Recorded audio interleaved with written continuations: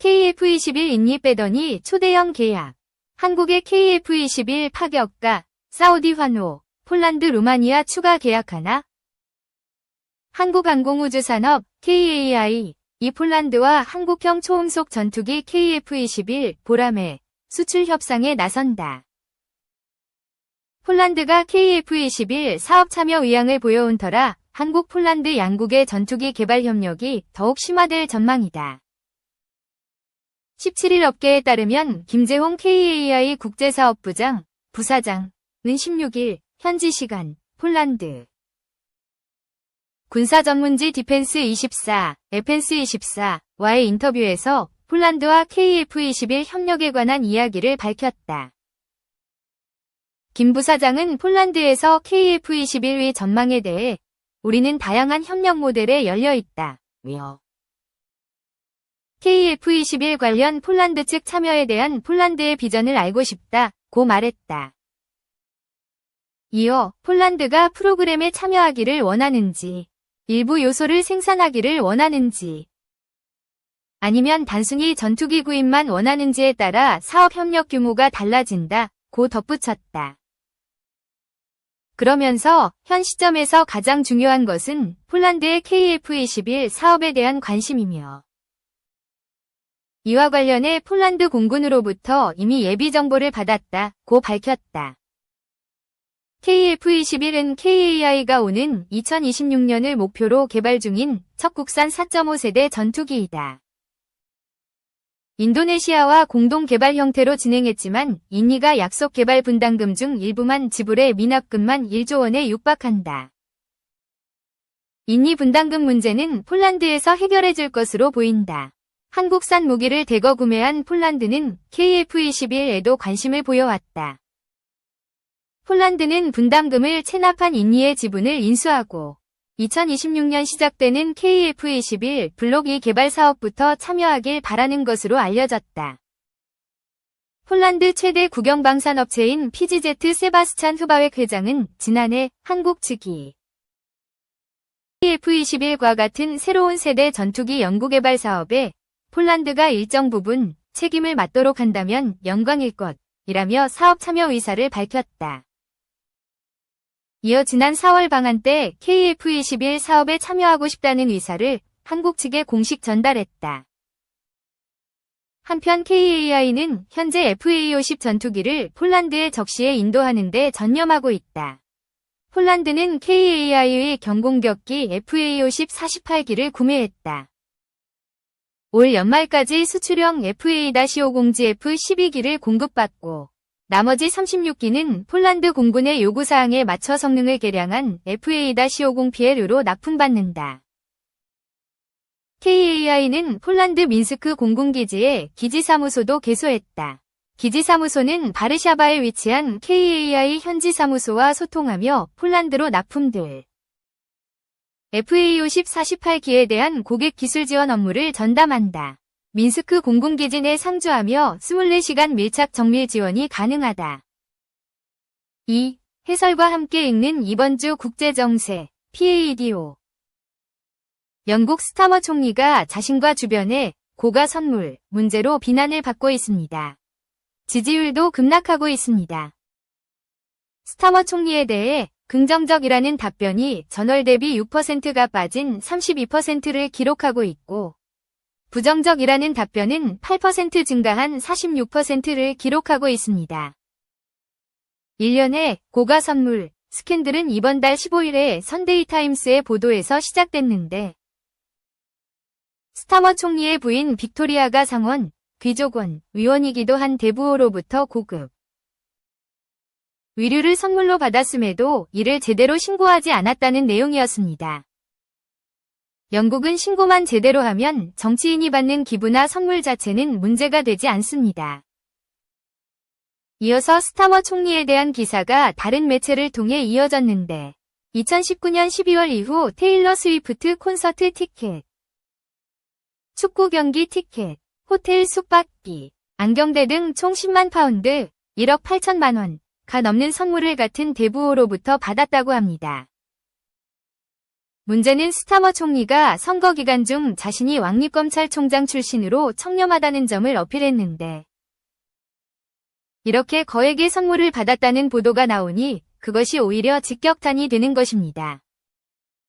또 그의 측근인 레이나 부총리나 리브스 재무장관도 위상비 등을 제공받았던 적이 있다고 보도되었는데 BBC는 총리실 소식통을 인용해 총리 등 3인은 앞으로는 의상비 등을 제공받지 않을 것이라고 전했습니다. 하지만 금년 총선에서 노동당은 압도적인 승리를 거뒀음에도 불구하고 이렇게 총리 지지율이 떨어지는 것은 단지 선물, 스캔들만이 원인은 아닙니다. 자신이 물리쳤던 보수당의 전 총리들보다도 지지율이 낮습니다. 여기엔 착시가 하나 있습니다. 이번 선거에서 노동당은 지난번 총선보다 211석이나 더 많은 의석을 얻어 압도적 다수파가 되었습니다만 득표율은 단지 34%밖에 안 되었습니다. 지역구에서 다수표를 얻은 1인만 국회의원이 되는 영국의 지역구 제도 때문에 발생한 갭입니다.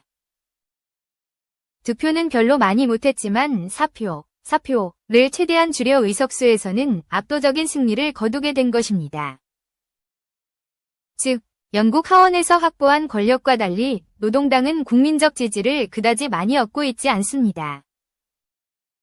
이런 취약한 지지 기반 위에 노동당이 선거 중 반복해서 내놓았던 증세는 없다는 공약에 발목이 잡혀 노동당에게 기대하는 재정 지출을 할 수 없고 어쩔 수 없이 긴축, 기조를 끌고 갈 수밖에 없다는 것이 노동당의 딜레마입니다.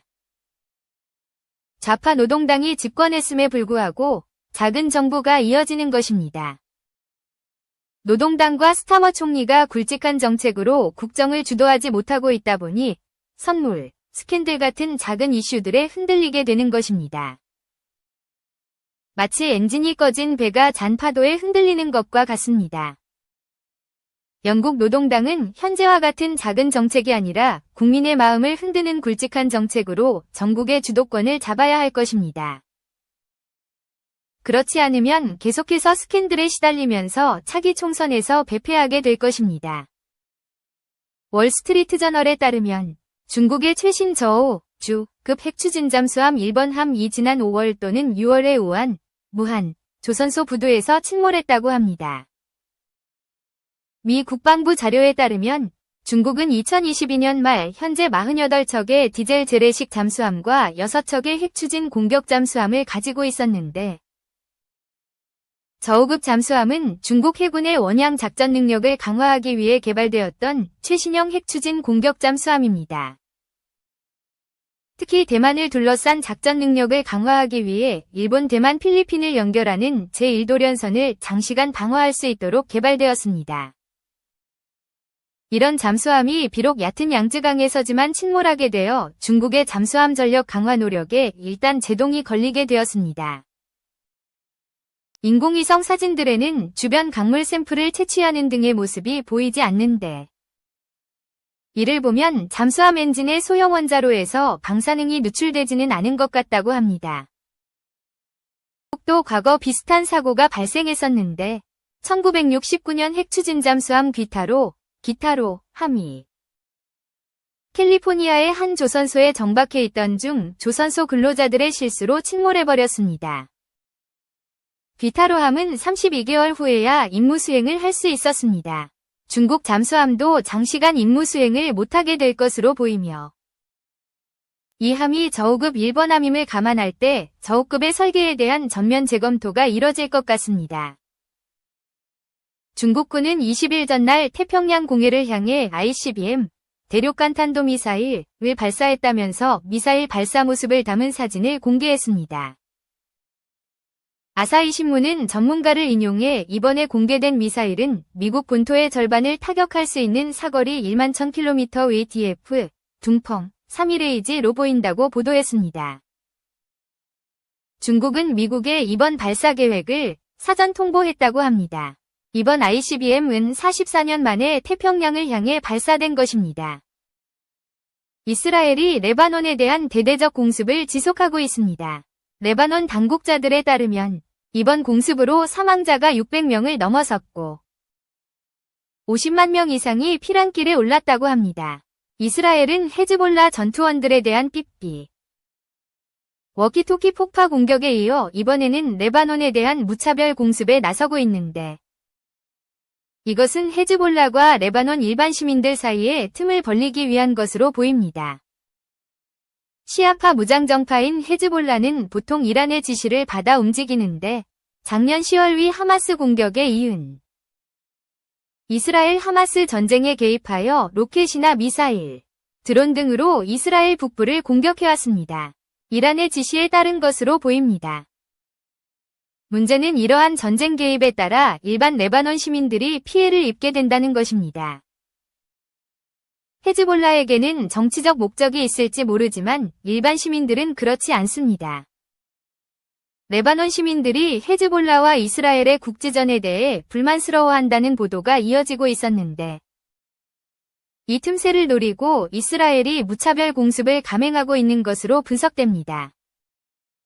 지난번 평천하에서 언급했듯 헤즈볼라는 삐삐, 워키토키 등으로 통신을 해왔는데 이 통신망이 붕괴되었기 때문에 통신망 재건이 완성되기 전까지는 전면적인 지상전은 물리적으로 불가능하게 되었습니다. 헤즈볼라의 이러한 약점을 잘 알고 있기 때문에 이스라엘군이 주저하지 않고 대대적인 공습에 나서고 있는 것으로 보입니다.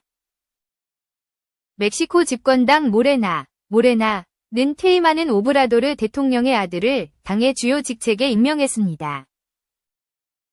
이 아들은 늘 마쿠에서 활동해왔는데 이번에 전면에 등장하게 된 것입니다. 이번 임명을 보면 오브라도르 대통령이 퇴임 후에도 마쿠에서 계속 영향력을 행사할 것으로 예상됩니다. 신임 샤인바움 대통령은 10월 1일에 취임합니다만 집권당 실세는 오브라도르입니다. 국제시사 문예 매거진 PADO는 통찰과 깊이가 담긴 롱리드 스토리와 문예 작품으로 우리 사회의 창조적 기풍을 자극하고 급변하는 세상의 조망을 돕는 작은 선물이 되고자 합니다.